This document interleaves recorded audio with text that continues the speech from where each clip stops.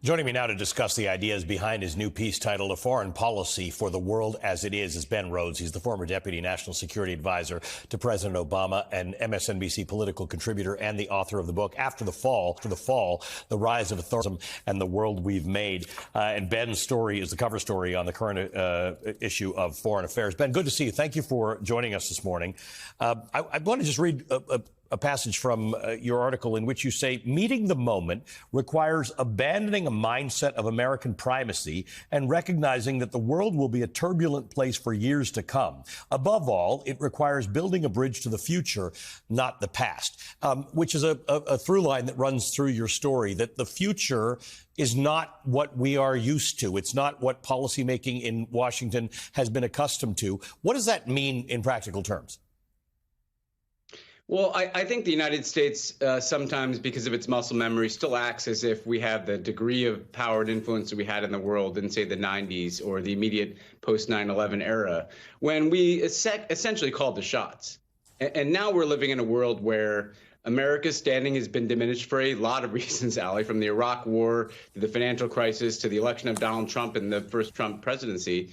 But also because Russia is committed to tearing down the world order. China is committed to building an alternative world order. And we can't go around the world and kind of dictate outcomes. And this is that clinging to primacy, that clinging to the idea that we can call the shots and dictate exactly how things are going to play out. Well, there's a lot in the world that is pushing back against that impulse, including a war in Ukraine, a war in the Middle East, and some fault lines between the United States and China and Asia.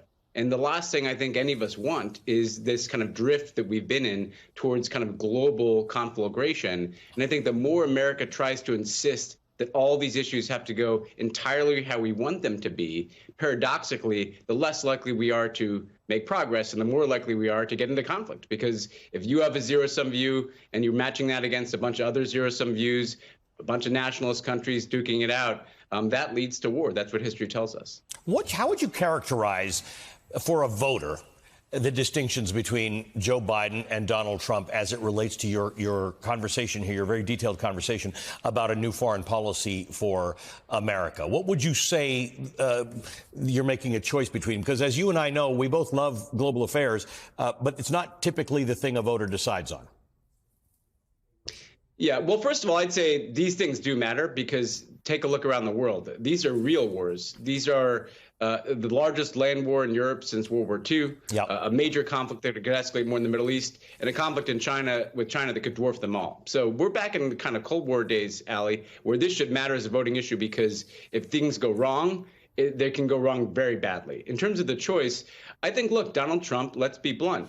He's not respected. He's not taken seriously around the world. He's a chaos agent. He's incapable of working with other countries to solve problems. One of the points I make in the article, Ali, is that Donald Trump's erratic trade war with China contributed significantly to the inflation that we've been feeling in our country. That never gets discussed. Donald Trump's tearing up agreements contributed, I believe, directly to October 7th.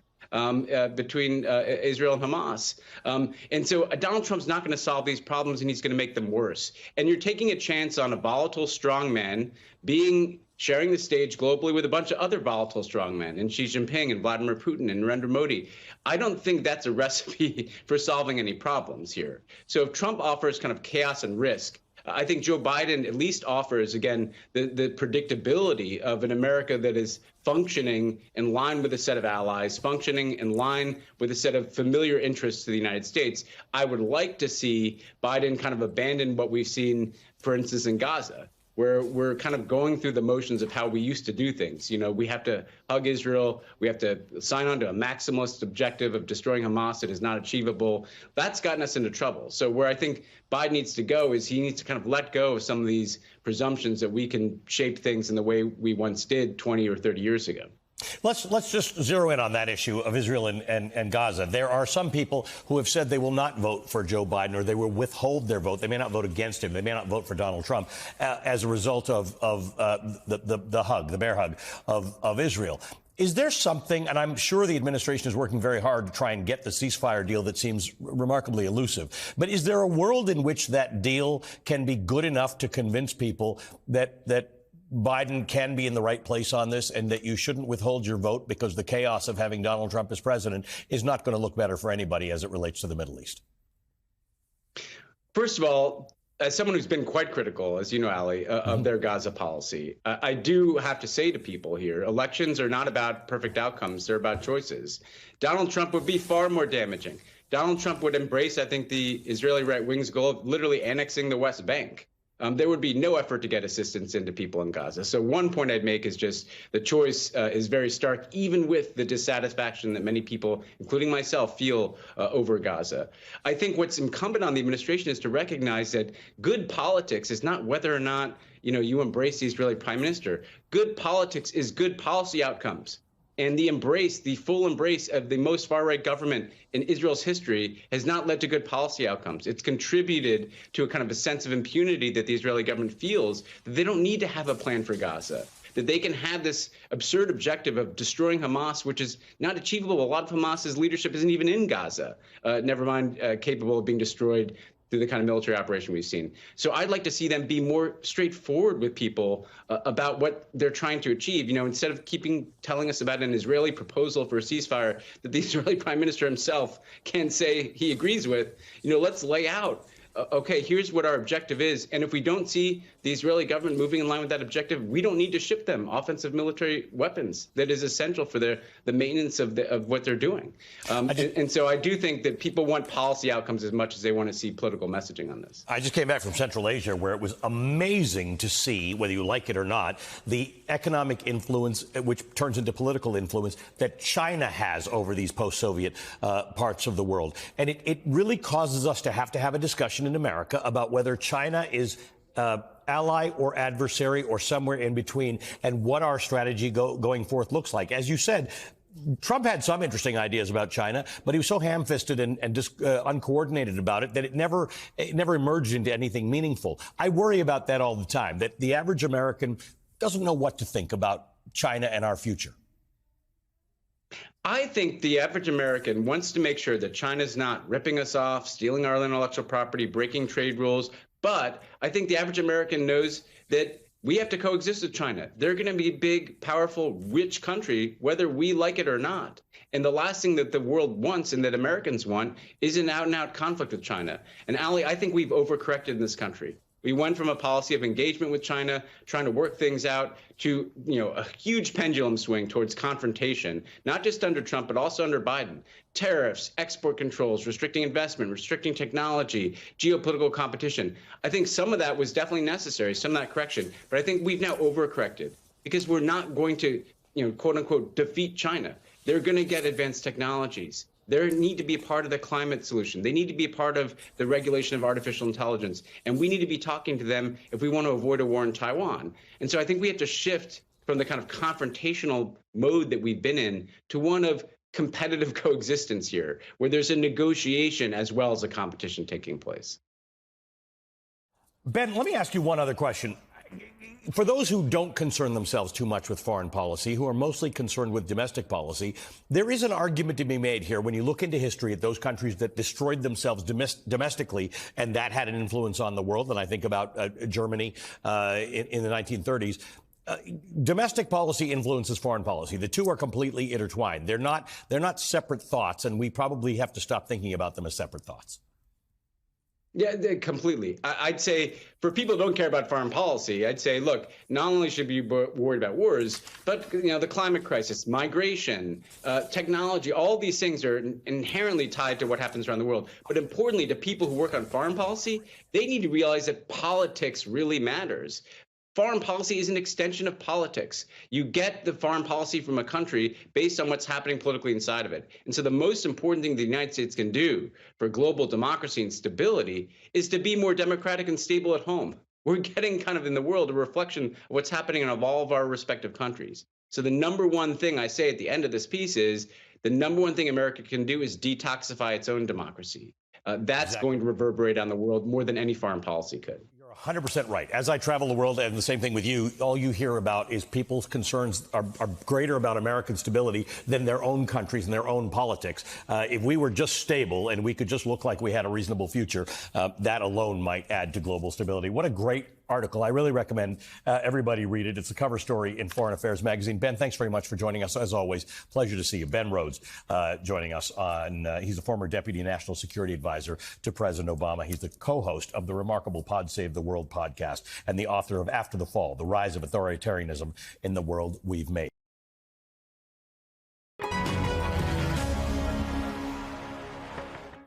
A group of congressional Democrats are joining forces in an effort to fight the far-right initiative known as Project 2025. Project 2025 is a policy plan to be enacted if Donald Trump returns to the White House. It's crafted by the right-wing think tank, the Heritage Foundation, and several former Trump administration officials.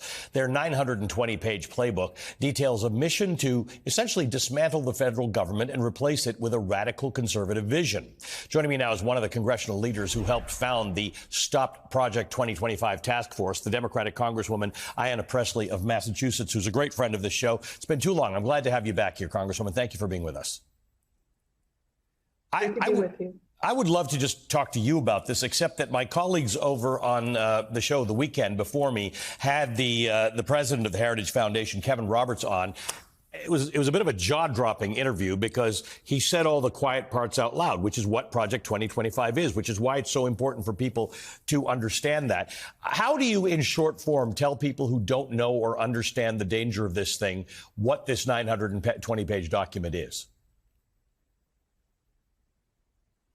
Project 2025 is a chillingly similar McCarthyism 900-plus blueprint, policy, not proposal. These are plans, and it's a transition plan. It calls for the replacing of dedicated civil servants with Trump loyalists. In fact, they already have an open portal where they're accepting applications to test people's loyalties to Donald Trump. It is a dismantling of the federal government as we know it. It would cause harm to every single person that calls this country home. It would eliminate the Department of Education. It would eliminate critical Title I funding for K through 12 schools. It bans books. It bans abortion. It bans words like abortion, diversity, equity, and inclusion. And it's just been my experience in my 5 years in Congress that these extremists do not make threats. They make promises.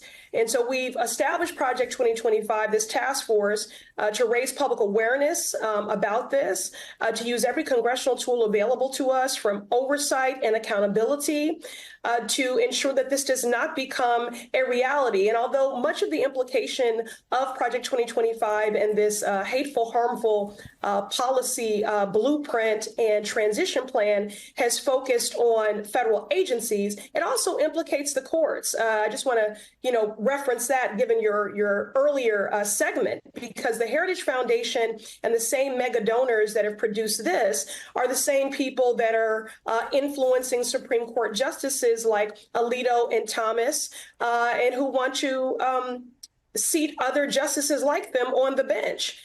And so this cannot happen without the election of Donald Trump, Project 2025, and it cannot happen without the Supreme Court being enlisted as co-conspirators and accomplices, which is why, in my opinion, we need to expand the court, we need a binding and enforceable code of ethics, and investigations into any justices with a history of corruption or impropriety on the court. I think it's interesting. These extremists, as you said, do not make threats. They make promises. And when Kevin Roberts was on with my colleagues, he brought up one of the things you mentioned, this concept of how to deal with abortion. He's not sugarcoating it. He says exactly what he means. Here's what the organization and the plan has to say about abortion. Abortion's not health care. I find it really interesting, if not worse, that you wouldn't support the change of the department name to the Department of Life. I thought we were all in support of life. We believe eminently in women's rights, and particularly women's rights in the womb.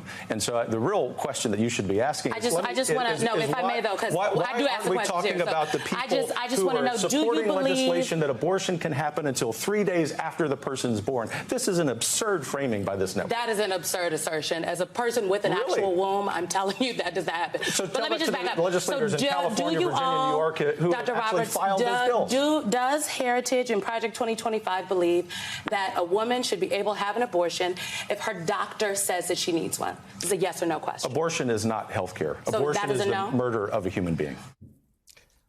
I appreciate that there's no ambiguity with Project 2025, but I think what you're trying to do is get the American people, American voters, to understand there is no ambiguity. Like that answer he provided about abortion, there are 50 more answers like that about everything else that's in Project 2025. Absolutely. And we want to make sure that people know exactly what kind of harm would be caused by this frightening blueprint policy plan and transition plan. So we have to do everything possible to stop Project 2025 from being made real. Let's talk about your congressman, by the way, or your colleague, the Congressman Jamal Bowman, who's running for re-election in New York against the Westchester County Executive George Latimer. He's hosting a rally in the Bronx today with Senator Bernie Sanders and with Congresswoman Alexandria Ocasio-Cortez. You're going to be joining him on the campaign trail tomorrow. He's got a primary next week. Talk to me about this a little bit. What's going on in that primary? Well, yes, I'm hitting the ground and coming in to do everything possible to ensure that Jamal Bowman is returned to represent the New York 16. Jamal Bowman was decisively elected by a broad and intersectional coalition, and he has represented them well in that time. This is someone who is an advocate, who is an educator, who is an effective legislator, someone who I've gone to for partnership on everything, and his leadership on everything from climate and environmental justice to fighting for clean water, to ensure that things like clean water and housing are not a privilege, but are a human right. I've also partnered with him on working to dismantle the school-to-prison pipeline, to address the crisis of mental health and anxiety amongst our young people. He is a father of 3 children, and I know he sees every child as his own and wants to ensure in particular that those 2 daughters that he is raising, that they grow up in a world where they don't have fewer rights than, myself and other women do right now, given this march towards a ban on abortion, the banning of reproductive rights and justice and maternal justice. So he's an effective legislator, decisively elected. He's proven, he's an advocate, he's an educator, and he champions progressive policies that are sorely needed and very popular. And that's exactly why he has earned the endorsement of Senator Elizabeth Warren, amongst others. And he has the respect of this caucus, which is also why he has the endorsement of Hakeem Jeffries. Is it your concern that this challenge and the forces behind it have more to do with positions he's taken on the war in Israel and Gaza? Jamal Bowman has taken strong progressive stances, period. And so this has made him a target for right-wing special interests who want to buy this seat and to silence him. They want to silence Jamal Bowman. They want to silence the progressive movement, which only continues to grow. But Jamal Bowman is someone who leads with love, who centers the people. He has been my partner in good, again, on so many issues of consequence, from childcare to addressing the baby formula shortage during the pandemic, to fighting against the criminalization disparately of Black and brown students in our schools. He has proven, and I want to say this, although he is a dear friend, I did not give Jamal Bowman my endorsement. He earned it. He earned it in the same way that he was decisively elected to Congress. He has earned it in word and deed in what he does on behalf of the people each and every day. In freshman orientation, they told us to never forget the plot. It's easy to forget the plot in the process of legislating and governing, and the plot is the people. And Jamal Bowman has never and will never forget the people. I want to ask you about the consequences of the upcoming election, but we're going to take one quick break. If you just don't mind hanging out for me, we're going to continue this conversation on the other side. Congresswoman Ayanna Pressley joins me again. Thank you for being back with us, Congresswoman. My colleagues this morning on the weekend also asked the Heritage Foundation President Kevin Roberts about whether the Heritage Foundation would accept the results of the election in November. I was gobsmacked by the response. Let's listen together.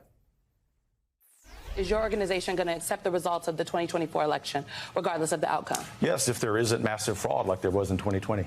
What does that mean? If there isn't massive fraud. Do you believe that there was not massive fraud?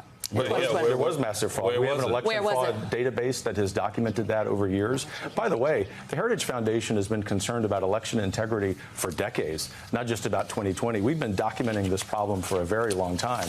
And if one of the I believe, according to the Heritage Foundation, sir, by your count, Heritage Foundation has done an investigation, and according to your count, there have been 1,513 proven instances of voter fraud across the United States since 1982. Yeah, that's probably 1,513.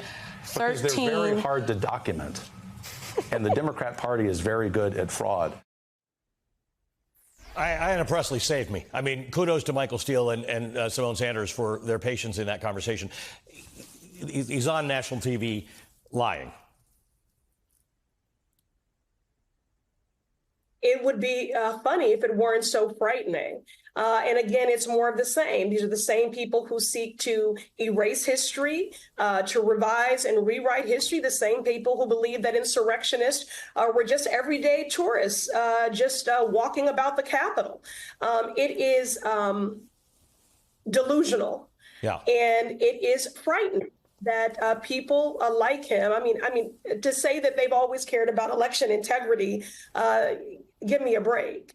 So again, Project 2025, we have to do everything possible in this task force to leverage every congressional tool available to sunlight is the best disinfectant, to make sure that people are aware of these policy plans and this transition plan and this blueprint, which would dismantle the federal government as we know it. Every single person who calls this country home will experience harm. It is not a threat. It is a promise, much like as they outlined in Project 2025, that Dobbs was just the beginning. We've already seen that in real time. More dominoes have fallen.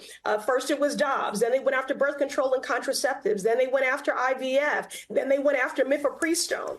You know, so they will enlist anyone as co-conspirators and accomplices in this hateful and harmful agenda. And that is exactly why I'm coming to New York to campaign for my colleague, the effective legislator, Jamal Bowman, who fights for workers' rights, for housing justice, for climate justice, for a child care and infrastructure and care economy, for equitable and quality schools. This progressive movement has continued to grow. This is in many ways backlash to that. I don't know if you know this, but the Congressional Progressive Caucus is currently the biggest ideological caucus in Congress. So what that says to me is that progressive policies are popular and deeply resonant because they go as far and as deep as the herd. And Jamal Bowman recognizes the herd and that our destinies are tied, that we are one human family, from Ukraine to Gaza to Israel to Massachusetts to Haiti to the New York 16. Yeah, you're he said absolutely right about humanity that. And dignity. And you're right about the idea that Project 25 is a reaction, because their whole section on climate change refers to those who believe in climate change, global warming as a woke agenda, and they are going to reverse all that. I think we should just make a commitment to do what you said. If sunlight is the best disinfectant, talk about this Project 2025 every week so that Americans understand. Those who are wavering, those who are thinking about voting for Donald Trump, understand. Don't be surprised if you get what they promised you. Shine a light, and we'll keep working in the meantime. Ayanna Pressley, good to see you. Thank you for joining us. The Democratic representative, Ayanna Pressley of Massachusetts.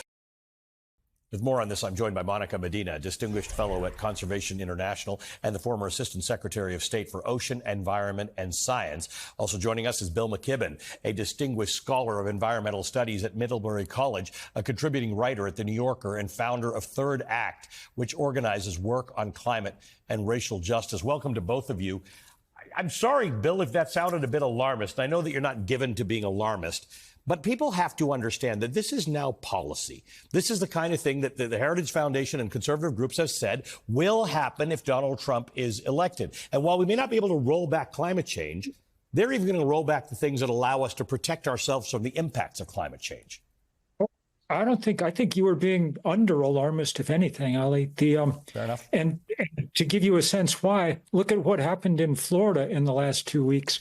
Governor DeSantis, in his continuing audition as a kind of mini Trump, told the state of Florida that they can't even mention climate change in any official legislation. This at a time when Florida is living through the hottest temperatures and muggiest weather ever recorded in what's traditionally a fairly hot place already, at a time when the sea surface temperatures off the coast of Florida are higher than they've ever been, and they're staring down the barrel of what may be the worst hurricane season of all time.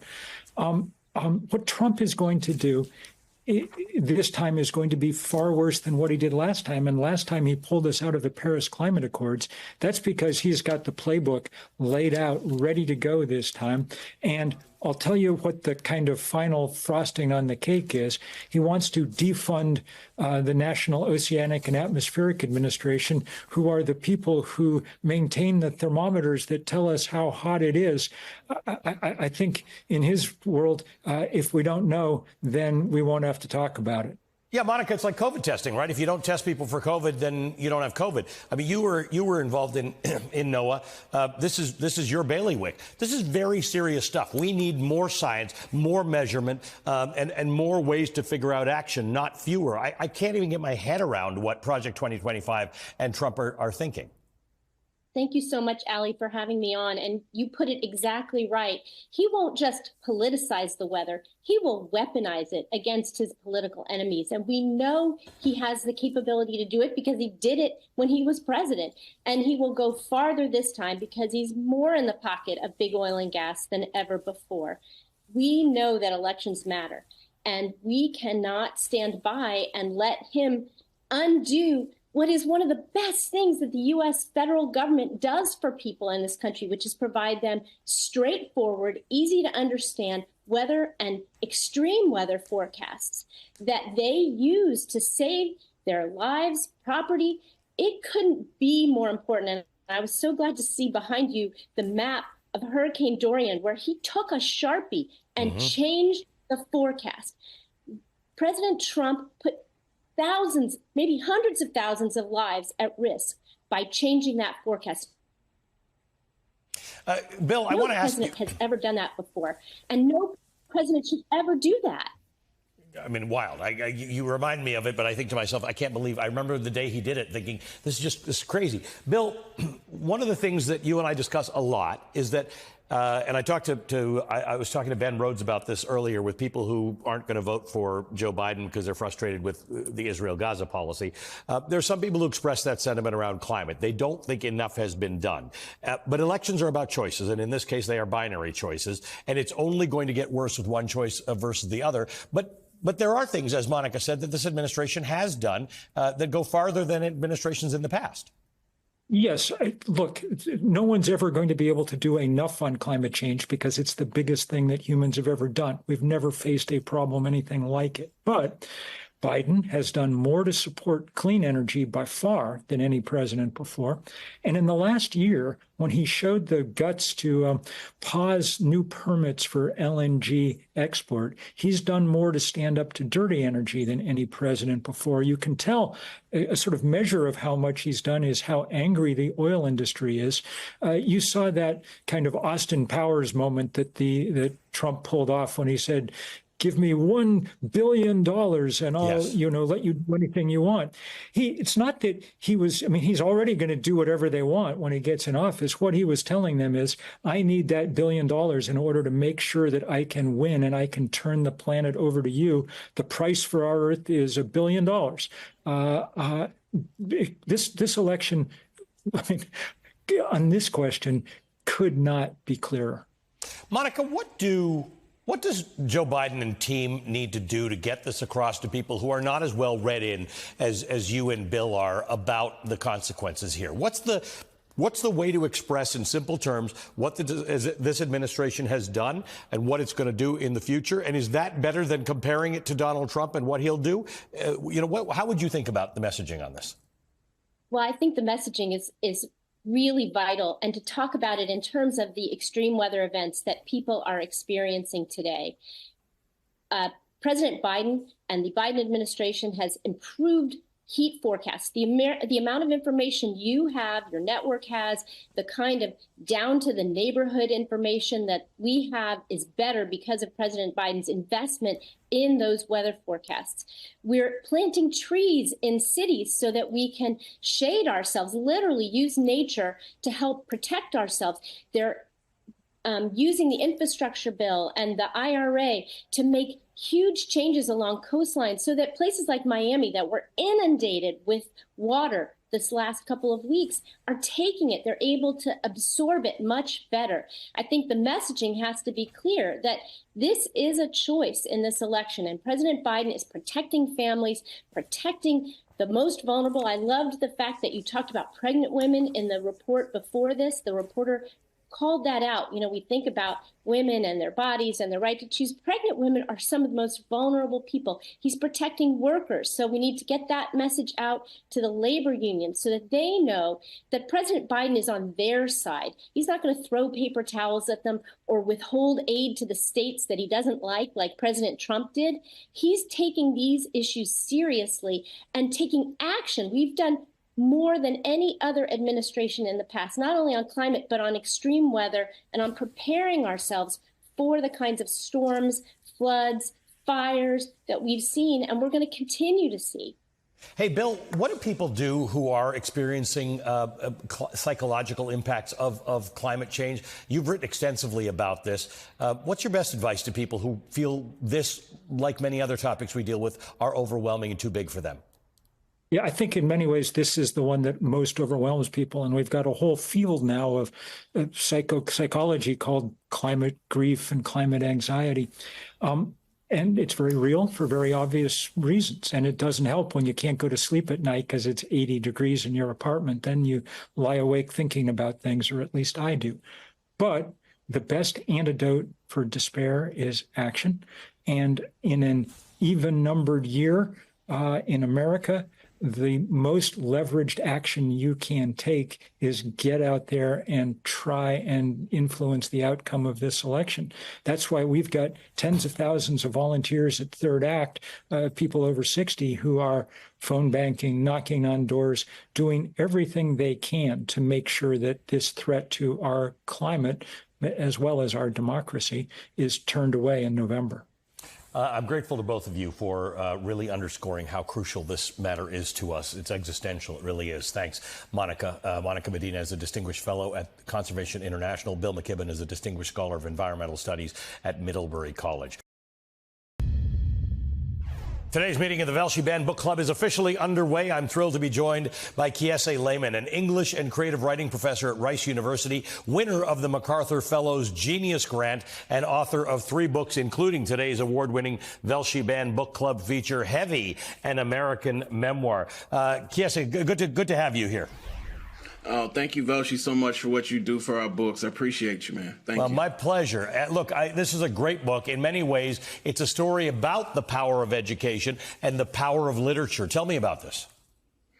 Absolutely. You know, like I wanted to write a book about the importance of book and the love making that my mother and I tried to create successfully and unsuccessfully as 2 Black young people growing up in Mississippi. My mother was someone who, you know, she had me when she was 19. She was at Jackson State University.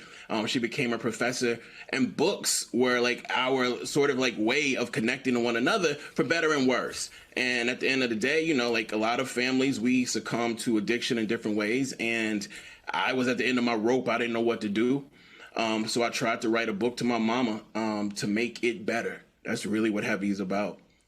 I want to read a little bit from a piece in The Atlantic called The Personal Cost of Black Success. In it, the author writes about your memoir, as well as the book There Will Be No Miracles by Casey Gerald. Why, Laymon and Gerald both ask, are people of color who get the chance to go far and those back home who urge us on so intent on declaring that we are not defined by our circumstances? Talk to me a bit about this idea. That's a great idea. You know, and one of the things I wanted to do in Heavy was talk about these quote unquote circumstances. Like I was raised by someone who who taught me to look at the world and have a critical view of the way the nation, the state, and the world was impacting all of our decisions. I think in some ways easy for somebody like me who grew up with the mother I did to look at the world, look at anti-racism, look at anti-whiteness, look at anti-blackness, look at all these other quote unquote things that they tell us exist, and not think about the ways those things locate in the relationship with the body and the relationship with the people closest to us. And for me, you know, my mother was someone who grew up post-civil rights, really wanted me to represent the best of what she considered to be respectable blackness. I wanted to represent that too, but I also wanted to be free. And I think Heavy is an attempt at exploring, I think, that really thin line between freedom and respectability, particularly for black folks living in the Deep South. You write about sexual violence against women, particularly young black women, from the very beginning of Heavy. You write, I was taught by big boys who were taught by big boys who were taught by big boys that black girls will be okay no matter what we did to them. What do you mean by that? I mean, that was in a lot of ways. I took all of these women's studies courses in undergrad, and, you know, I learned all these definitions of words. And when I wrote Heavy, I was like, I don't want to use the word necessarily patriarchy. I want to explain the word patriarchy. One of the things that I think patriarchy does is it teaches boys to teach boys to teach boys who are ultimately taught by men to hate themselves enough to abuse what we call cisgendered women often, and trans women, and trans men, often at the expense of the lives we want to live. And so I wanted to just put it in frank terms that everything that I do in this book, for better and worse, was something I was taught. Now, I have the ability to recollect and think about that teaching, but I can't do that unless I go to the root of the teaching. So I just wanted to just like, and also I wanted to not distinguish myself from, quote unquote, the good guys. You know what I'm saying? The good guys who go into those rooms and do these things to these young women. I was a good boy who stayed outside of the room listening and watching what was happening to a lot of these young women and never said a word. So I just think implication is really crucial to some of the work we're also trying to pull off in Heavy. You begin Heavy with a missive for your mother, and I couldn't help but think of a previous Velshi Band book club feature, James Baldwin's The Fire Next Time, when reading this section. Why'd you begin your book that way? Well, Baldwin, I mean, that's a great reading. Like, you know, Baldwin, I think, set the standard for us with, you know, The Fire Next Time and his address to his nephew.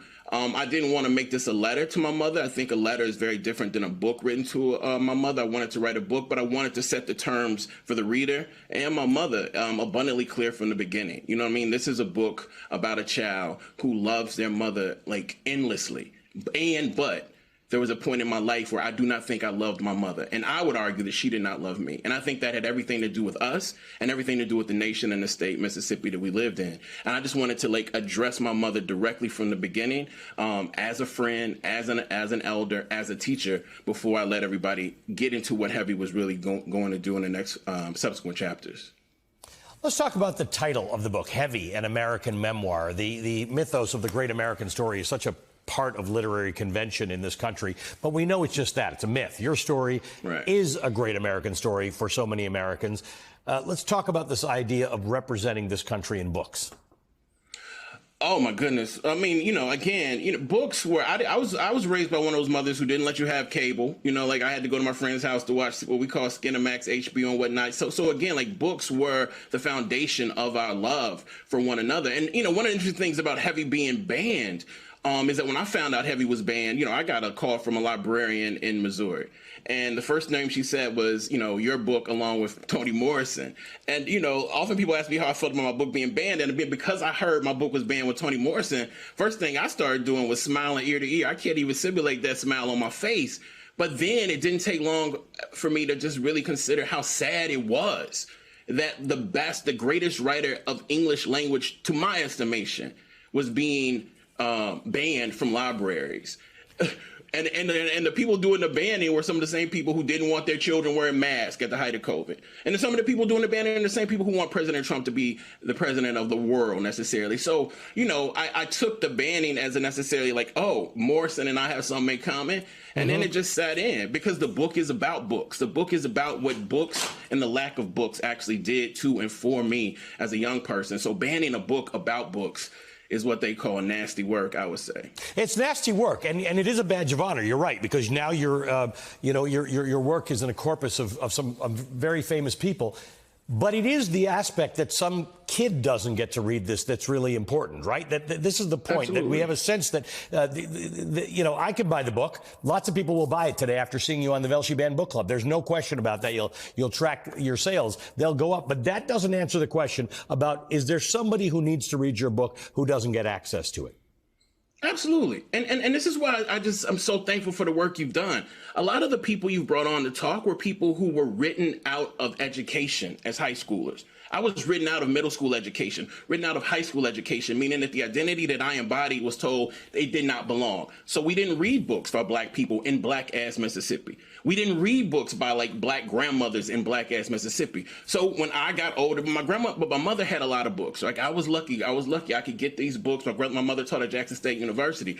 So what I wanted to do was write not just like a book that I wish I could have read. I wanted to write a book as a grown person that I needed to read now, but also with the hope that some young person, they didn't have to be black, they didn't have to be Southern, they didn't have to be necessarily like a fat person. You know, I identify as a fat black Mississippian, but I wanted young people and people to see that there's space for you to write your story into existence, particularly when these schools ban your eye.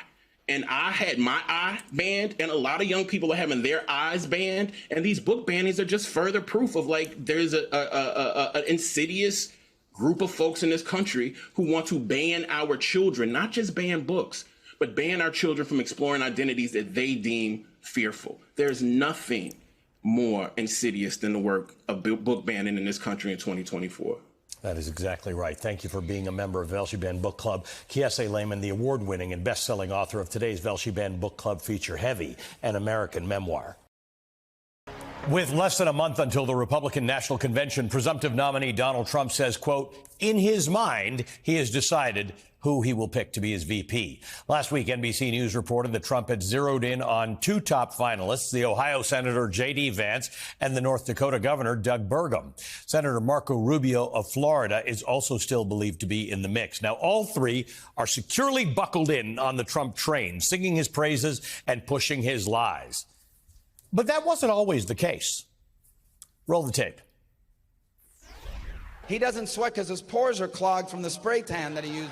Donald is not going to make America great. He's going to make America orange. We're on the verge of having someone take over the conservative movement and the Republican Party who's a con artist. The best gift that you can give on his birthday is to go out and work, is to go out and vote, is to go out and win this election so he can go back in the White House, so he can save our country, and so he can do the reason why he's been in this in the first place, to make America great again. I'm a never Trump guy.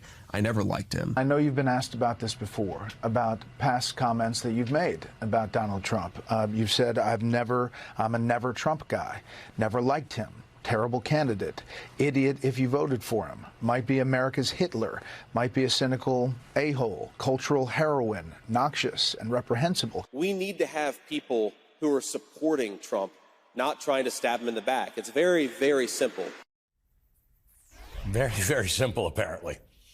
Doug Burgum, by the way, has remained pretty consistently in general keeping any harsh critiques of Trump to himself, even when actively running against him in the Republican primary. And as soon as he pulled out of the presidential contest, Burgum transformed into a Trump campaign surrogate, touring the country on Trump's behalf and showing Trump support at his trial. It's no wonder he's reported to be the favorite in the Veep stakes. And for those of you who so far haven't made the VP shortlist, flip-flops come in their size, too.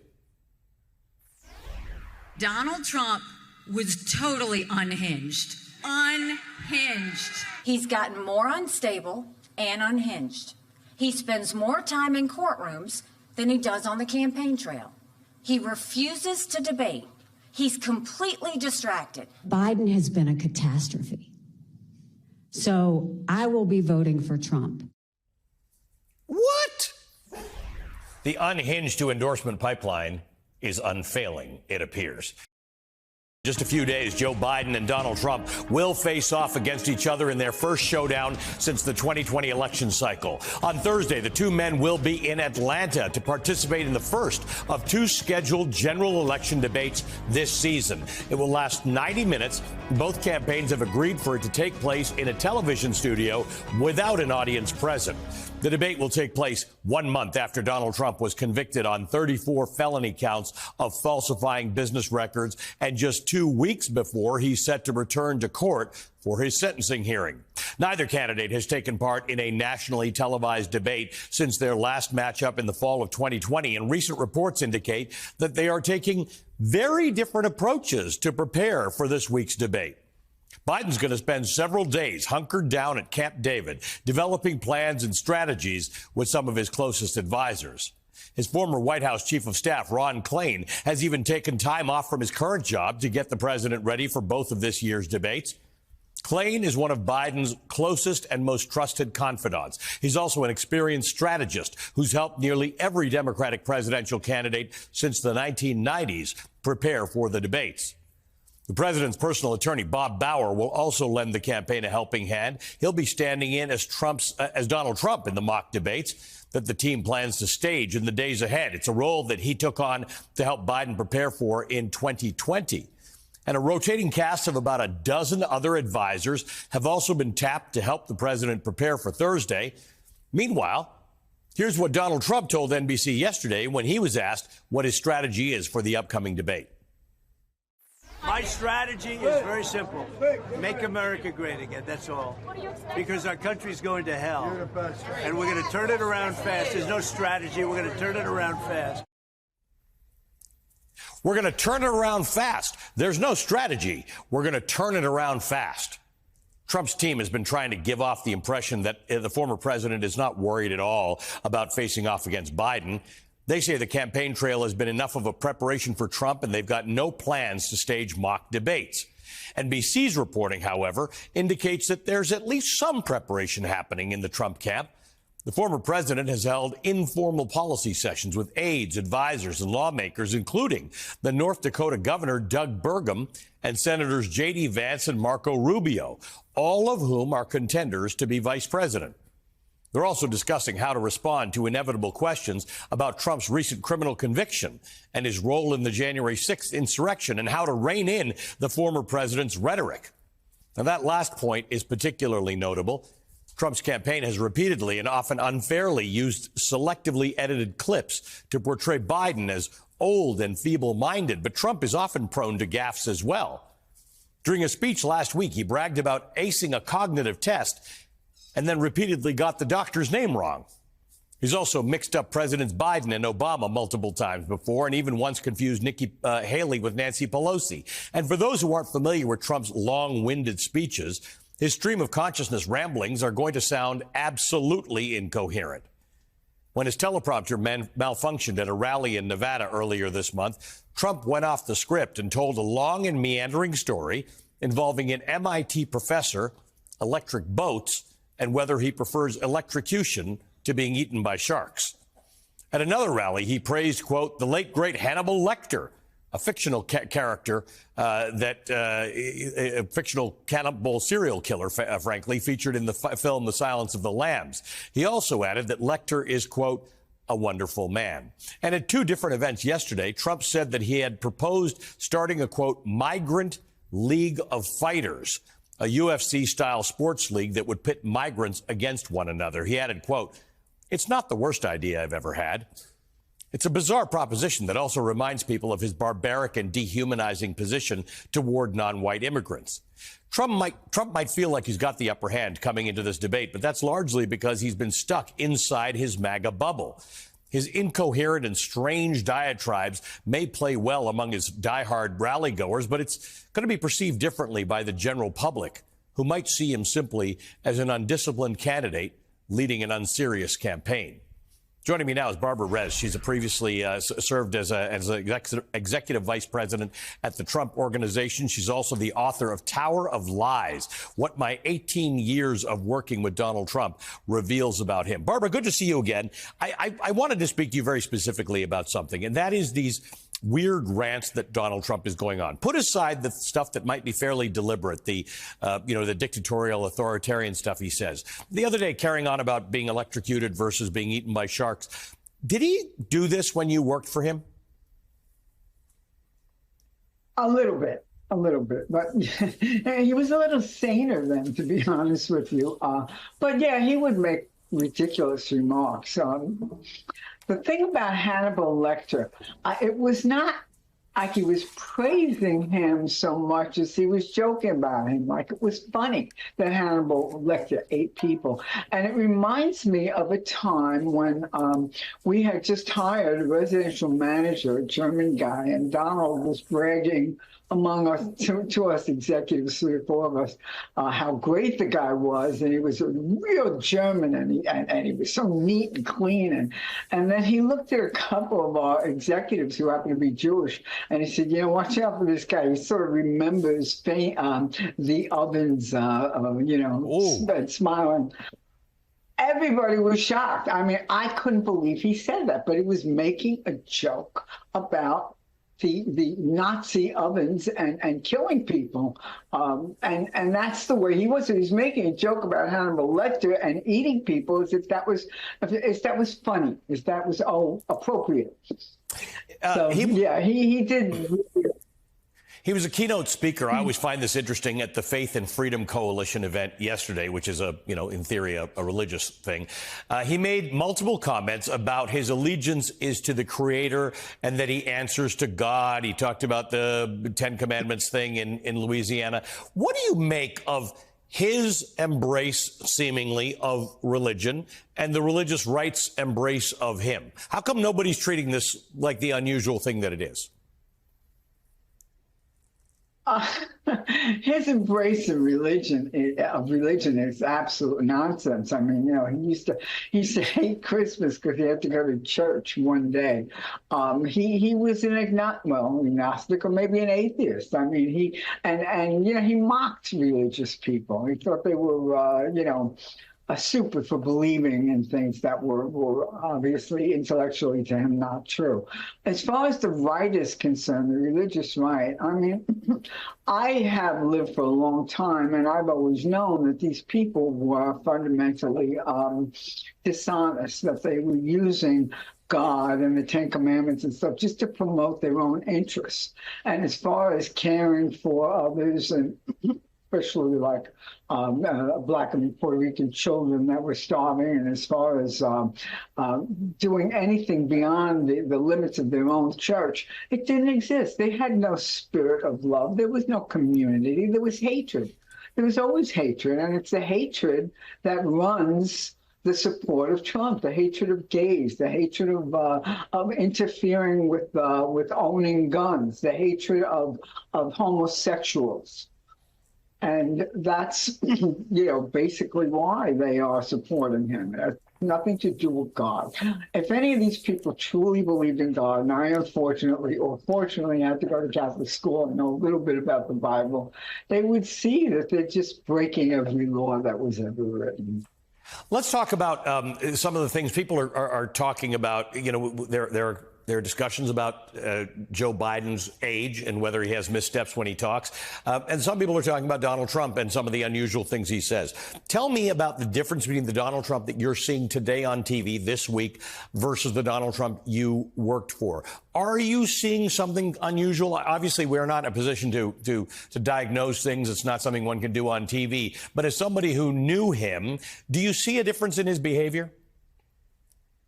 Yeah, I do. I see him. Here's the big difference. If you read my book, you can sort of follow it year by year. He used to listen to people. He used to take advice. He used to think that there were others who might know a little bit more about a subject than he does. That is gone. He listens to nobody. He truly believes that he knows more than anybody about anything. So, in a sense, there's no control. There's no controlling him. And he says what comes to his mind, and whatever that is, he thinks it's brilliant to begin with when he says it. And the only time he appears to have been under any kind of control was during the trial, and even then he wasn't really very good. I wish, and I don't know if Biden even thought of this or his team, I wish they would goad him and make him go nuts, because when he goes nuts, he's real. crazy.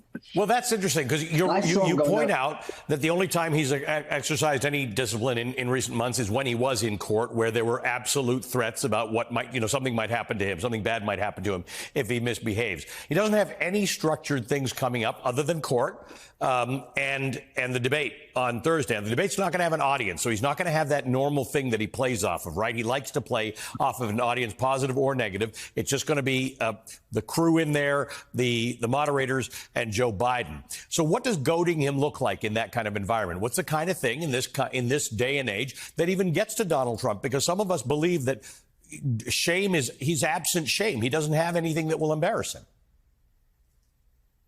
I'll tell you one real quick funny story. I worked for him for a long time, and I worked for him because he never turned on me, and then he finally did. And that day I quit. But we were in a big meeting, and he was accusing me of something, and he was ranting, Barbara did this, Barbara. I said, Donald, there are things you can take for that. And he really got crazy. I mean, his face turned red, and it was wrong for me to say that. It was terribly disrespectful. But that's the kind of thing, to get under his skin, to make him feel that you think he needs help. Yes, Donald, it's okay. And if you do, take some pills for this, you'll calm down a little bit. Maybe something like that. The other thing could possibly be his support for the people that committed crimes on January 6th. Maybe if he goes after that, do you really believe it was okay to squeeze that policeman's head in the doors and that kind of thing? Maybe he'll get a little on edge and react. Yes, and the reaction will be great. Well, from your ears to Camp David, where they are prepping for the debate. Barbara, good to see you as always. Thank you for being with us. Barbara Rez is a former executive vice president of the Trump Organization, the author of Tower of Lies, What My 18 Years of Working with Donald Trump Reveals About Him. An important book always, but yet more important in these days as Donald Trump gets prepared to try and win the next election and become president again.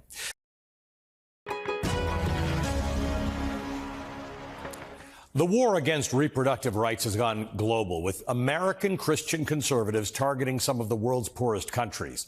By now, you've hopefully heard of Project 2025, the conservative blueprint for the next Republican administration that will consolidate power in the presidency and institutionalize Christian nationalism.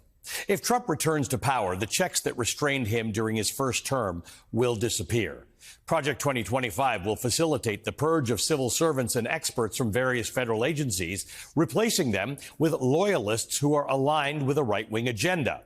To see what this could mean for America, you only need to look at the first Trump term and how it implemented the Christian nationalist project in Africa, where little oversight allowed the American far right to run wild. It may surprise you to learn that key parts of Project 2025 are already active in parts of Africa and Central America. For years, Christian conservative groups have been lobbying for influence in Washington, collaborating independently with faith-based organizations abroad to promote anti-abortion and anti-LGBT legislation. In his first term, Donald Trump finally gave them the platform that they wanted, appointing far-right ideologues to senior positions in federal agencies who are responsible for international policy. In a further nod to his Christian conservative base, one of the first acts as president was to cut funding for foreign NGOs that shared information on abortion. And the repercussions in Africa have been devastating, forcing many health clinics to shutter and leading to an increase in illegal abortions. In countries like Kenya, Mother Jones reports, quote, virulent anti-abortion activity is not more than a few years old there, the result of a campaign by the Trump administration and ultra-conservative American groups to export Operation Rescue-style tactics to the rest of the world. This report goes on to describe the proliferation of illegal abortions, which are being performed, quote, with tools such as knitting needles, as well as women ingesting traditional herbs, crushed glass, or bleach to terminate pregnancies. These methods kill an estimated 28 women and girls in Kenya each week. Many more seek treatment for complications such as sepsis or organ failure. Despite these disturbing reports, one of Trump's final acts was to formalize his administration's stance through a little-known international agreement known as the Geneva Consensus Declaration, or GCD for short. During its development, career officials at the State Department were notably sidelined in favor of political appointees. The GCD has since become a key part of Project 2025 and uses pro-family rhetoric long associated with opposition to abortion and with LGBT rights. A former senior Trump official and contributing author to Project 2025 named Valerie Huber has been actively promoting the GCD across Africa in the years that since Trump has left office. Now, membership in the GCD requires countries to acknowledge that, quote, there is no international right to abortion, end quote. And while Biden withdrew the U.S. from the GCD, it continues to attract new member countries, notably those with poor human rights records, including Russia, Saudi Arabia, Haiti, and Uganda. Trump seeks to align America with this group of dictatorships. In fact, just last year, Uganda passed an anti-gay bill that includes the death penalty, influenced in part by the efforts of Christian conservative groups in the United States. 5 of the GCD's 37 members are among the worst 10 countries in the world to be a woman, and more than a third of enlisted countries rank in the worst 30. Implementing the GCD's proposals to women in these regions amounts to a death sentence. Given the historical legacy of gender violence in Western colonialism, the GCD's attack on black and brown women's reproductive health is all the more appalling. Access to reproductive health care has been shown to significantly improve the lives of women in poor countries, allowing them to pursue higher education and to join the workforce. Valerie Huber's efforts to enlist autocrats in the GCD, committing their populations without their consent, epitomizes the program's coercive nature. Consider the case of Guatemala.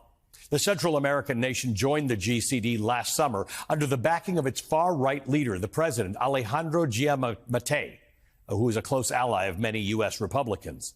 When the progressive candidate, Bernardo Arevalo, won the presidency later that year, Giammattei's administration attempted to block his inauguration. What happened next reveals how a future Trump administration is likely to enforce the agenda of Christian nationalists worldwide. Recognizing that Arevalo, the new progressive leader, would be less agreeable to the GCD, 3 Republican senators, Lindsey Graham, James Lankford, and Steve Daines, sent a letter to the new leader pressuring him to remain in the coalition. The senator's letter was first reported by the right-wing Center for Family and Human Rights, whose leadership, no surprise, includes contributors to Project 2025. And it came with a veiled threat warning, quote, a new U.S. pro-life administration next January will likely rejoin the GCD and prioritize grant-making to countries that have pledged commitments to women's holistic health. That's a euphemism, by the way, women's holistic health. In other words, if Guatemala's new progressive leader doesn't play ball with America's religious extremists, crucial American aid to his country will be at risk under a new Trump administration. And perhaps that pressure worked, because as of today, Guatemala remains a member of Donald Trump's global anti-abortion declaration. When we come back, I'll be joined by the very best person I can think of to help us unpack the rise and spread of American-style Christian nationalism. Anthea Butler is the chair of the Department of Religious Studies at the University of Pennsylvania, and she joins me next.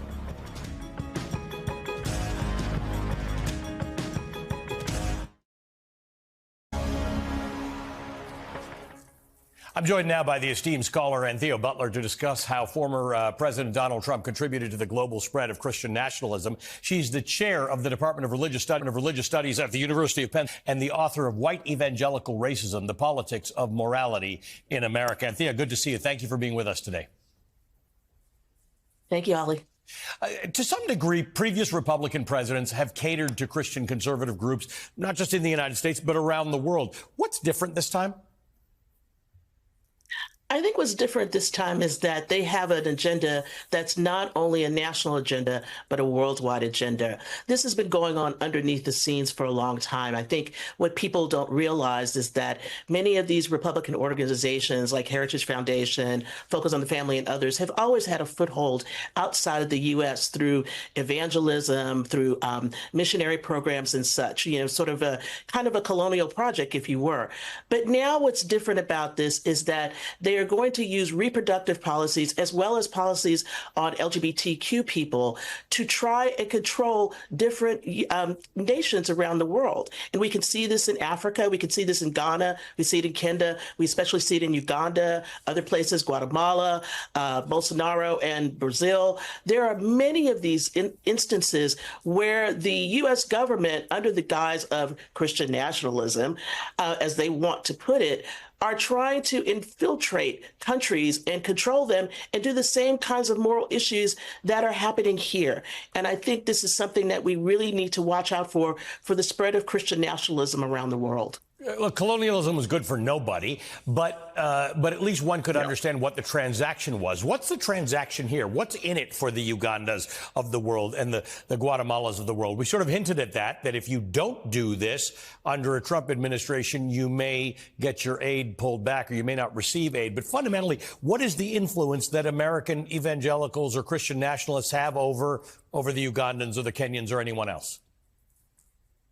First of all, it's about access. It's about access to funds, about access to different kinds of opportunities. Secondarily, it's access to this country. I mean, we talk a lot about borders, but if you want to say, well, you cannot come to this country because you have, X sort of beliefs, then it's important for these nations like Uganda and Kenya and others to sort of play ball with American officials that are on the right so that they will have access not just to funds, but access to travel, access to other things that they may want. The third thing is access to educational opportunities. Many of these people send their best and brightest to the U.S. to study. And if you're not allowed to come in because you're on some kind of a watch list or something like that because you don't follow reproductive policies, I think that would really hamper, progress for especially women in these countries and especially people who are of what I would call not of the kind of people that they would want, i.e. people who are sexually active, people who are homosexuals, and trans people and others. And so it's an imposition of the policies that you see on state and local levels here in the U.S. to be put in other countries around the world. We've been showing imagery of a woman named Valerie Huber. She's a white woman who represents Christian nationalists. She's been recruiting African and Middle Eastern autocrats for this GCD. There's no sense that this gets done with the approval of any of these populations. In many cases, these are not populations that are entitled to vote. Tell me about this. I mean, the optics of it, just the optics of it is weird. This white American woman going around telling Africans exactly, or people in the Middle East, how it is they should handle relations or matters having to do with gay people and reproductive rights. But beyond that, she seems to be pretty influential. She is. And let me say this. I think, for us on the outside, it might look as though that's really weird to see a white woman doing this. But you have to understand the history of missionization and colonization in Africa makes people already susceptible to this kind of behavior. So if you're doing this through a Christian lens, in other words, if you're saying, oh, this is what Jesus would want, we want to focus on our families, this is what Christianity is all about, many of these nations are used to having missionaries and other people there. So when you have somebody like Huber coming into the country and sitting down with leaders and everything else and promising money and funds under the guise of we are doing this for the Lord, then what you get is this sort of undercover way to get inside a nation and to begin to influence its policies through the guise of Christianity. And I think what is very important for people to understand is that these organizations already have footholds in these countries through churches. And so if you go in and you're dealing with pastors and others, then it makes it a lot easier to get to the leadership. There's so much more we need to discuss about this. Anthea, thank you so much for just giving us the tip of the iceberg on this one. Anthea Butler is the chair of the Department of Religious Studies at the University of Pennsylvania and a columnist for MSNBC Daily. She's also the author of White Evangelical Racism, The Politics of Morality in America. Extreme weather events like the heat wave that we're currently experiencing in the Midwest and the East Coast are becoming more frequent. They're becoming severe. They're supercharged by human-caused global warming. 9 in 10 Americans have experienced at least one extreme weather event in the past 5 years, according to an Associated Press poll. And amid all these troubling reports, most Americans do want the government to step up.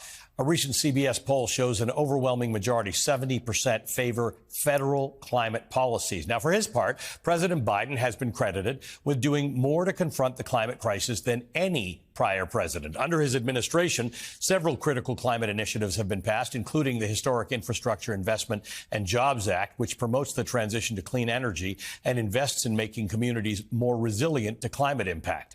His plan includes new automobile emissions standards, which experts call the most ambitious plan ever to cut planet-warming pollution that comes from passenger vehicles. In contrast, the Republican nominee for president, Donald Trump, has repeatedly dismissed climate change as a hoax, and he's famously labeled it a Chinese plot. Not sure what part of it is the plot. Trump's close ties with the fossil fuel industry have always been apparent, but with Project 2025, the conservative playbook for the next Republican presidency, a Trump presidency would guarantee a wholesale attack on federal climate and environmental policies. The manifesto calls for the complete dismantling of federal climate initiatives, dismissing them as a, quote, woke agenda, end quote. Among other things, it proposes restricting the Environmental Protection Agency's authority to regulate greenhouse gas emissions. Even more alarming, the plan calls for reducing transparency and public participation in environmental decision-making. As my next guest, Michael Mann, warns, the climate cannot survive another Donald Trump term, writing, quote, "We are truly at a fragile moment. Global climate action lies on a knife edge, hinging upon American leadership that is threatened by a prospective Trump second term and a radicalized GOP intent on undermining climate progress both here and abroad." It's not an overstatement to say that we face an American election unlike any other. It will determine not only the course of the American experiment, but the path that civilization collectively follows. On the left is democracy and environmental stewardship. On the right is fascism and planetary devastation. Choose wisely. With more on this, I'm joined by Michael Mann, a presidential distinguished professor at the University of Pennsylvania and director of the Penn Center for Science, Sustainability, and the Media. He's the author of numerous books, including Our Fragile Moment, How Lessons from Earth's Past Can Help Us Survive the Climate Crisis. Professor Mann, it is good to see you again. Thank you for being with us. Thank you, Ali. Always good to be with you. I mean, on one hand, I would like to rate President Biden's efforts in addressing climate change. But on the other hand, there's also this issue in which, in a binary choice in November, you have one candidate saying, we're going to undo all this. We're going to reverse all of this. So I don't know. Give me some context as to how we're supposed to think about Biden v. Trump re-climate. Yeah, it's a great question. And you're right. It's night and day. You have, on the one hand, a president who has helped shepherd the most aggressive climate legislation in U.S. history, the Inflation Reduction Act. The provisions of that bill, if implemented, will lower our carbon emissions by about 40%. It's not enough. We have to do more, but it's an important start. And so you have that on the one hand, and on the other hand, as you already illuminated your listeners, a president who will basically be a rubber stamp for polluters and right-wing interests who are trying to dismantle not just U.S. climate policy, but global climate policy. So it really is about the future of the planet. And, Biden hasn't been perfect here, but we have to recognize that at every turn, he's been blocked by a conservative Supreme Court.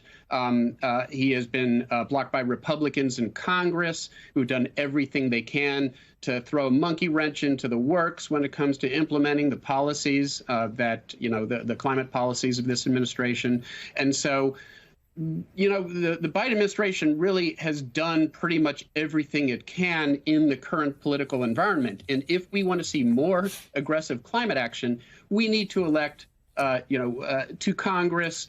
We need to nominate Supreme Court justices. We need to take back our government and replace rubber stamps for polluters with climate champions.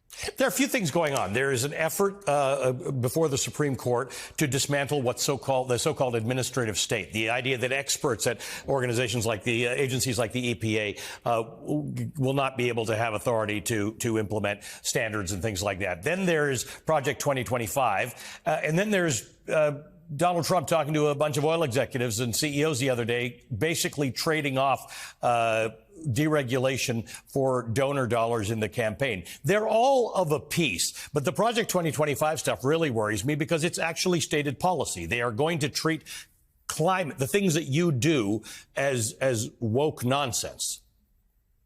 Yeah, that's right. And look, they didn't accomplish everything they had hoped to in Trump's first term.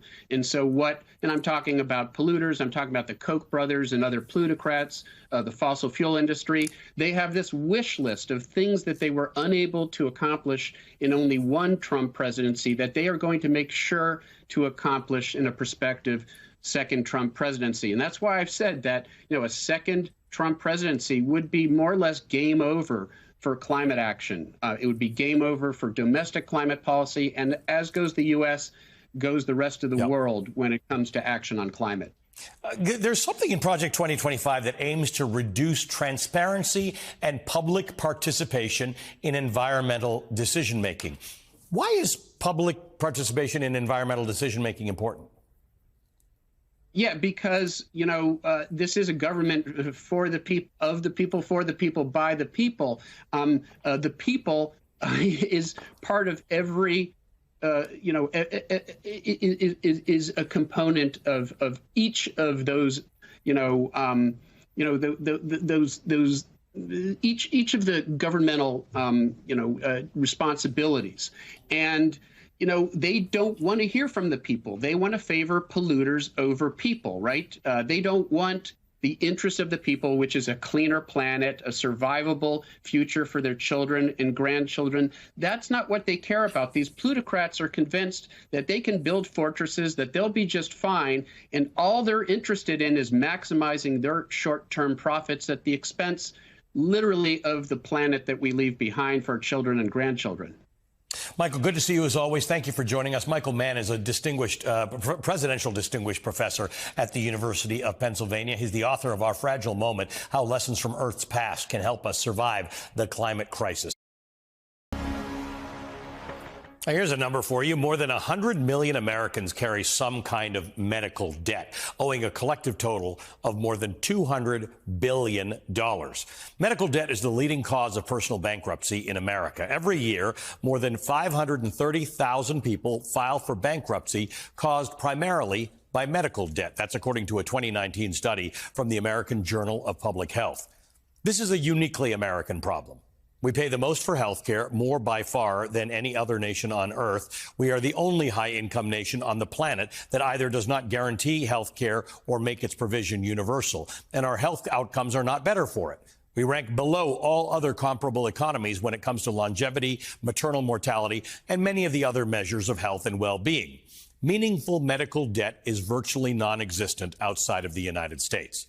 The impact of medical debt can be devastating. Medical debt often leads to more medical debt because it encourages people to delay care to avoid additional bills. It leads to worsening health issues and more expensive intervention when people become sicker. Medical debt can also have a negative impact on your credit score, making it harder to qualify for a loan and resulting in you paying higher interest rates. And even after paying off medical debts, the negative impact of unpaid medical bills on credit scores can linger for years, making it harder to qualify for mortgages and other wealth-building opportunities. A study conducted by NPR and the Kaiser Family Foundation found that 41% of U.S. adults carry some kind of medical debt. And unsurprisingly, the study also found that the debt is not evenly distributed. Black Americans are more than 50% more likely to carry medical debt than white Americans.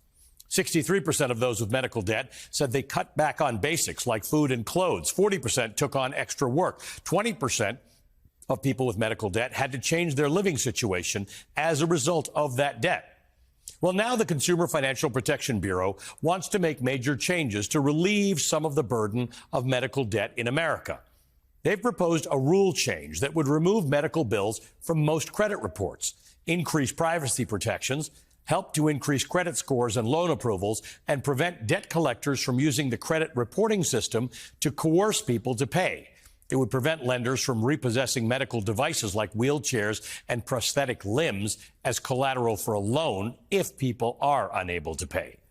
In a statement about the proposed rule change, the CFPB said, quote, "We expect that Americans with medical debt on their credit reports will see their credit scores rise by 20 points on average if today's proposed rule is finalized." After the break, I'm joined by the director of the Consumer Financial Protection Bureau, Rohit Chopra. A rule change proposed by the Consumer Financial Protection Bureau would remove as much as $49 billion of medical debts that unjustly lower credit scores for 15 million Americans. I'm joined now by the director of the Consumer Financial Protection Bureau, Rohit Chopra. Rohit, good to have you on the show. Thank you for being with us. Great to see you, Ali. I want you to explain this to me philosophically. On one hand, there are those of us who think that a lot of people shouldn't have this medical debt in the first place. If we had a better system of being able to insure people or have them insured in better ways, we wouldn't have it. Your rule is not talking about wiping out debt. It's talking about having it have a less deleterious effect on people in their financial lives. Yeah, in America, it feels like people who get sick pay an extra tax in so many other parts of their life. And what we've seen over the past few years is that those credit reports that we have, the items that are unpaid aren't credit cards or autos. It's now medical bills is the #1 item in collections. And what we have found is that it's often just plain inaccurate. People are stuck in a doom loop when it comes to dealing with insurance, dealing with a hospital or a provider. And many people feel, I paid this already, or this isn't what I owe. But often those bills get parked on a credit report, and a debt collector can coerce you into paying a bill you don't even owe, because you have to face the consequences of a lower credit score, which means higher prices for your loans or not even getting that mortgage or auto loan. It might even affect your ability to pass other types of background checks. So we're doing something pretty simple. We're saying that enough is enough. These bills really don't belong on credit reports. It's an intrusion on people's privacy, and it really is harming the entire system.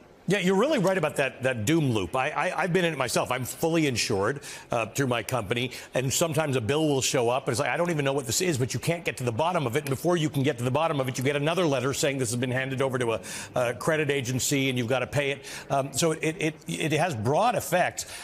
What it does have an effect on is people's ability to build wealth, because if your credit score is negatively affected, you then can't undertake some of those things that you'd need in order to make yourself more prosperous, including possibly buying a car on a loan or certainly buying a house.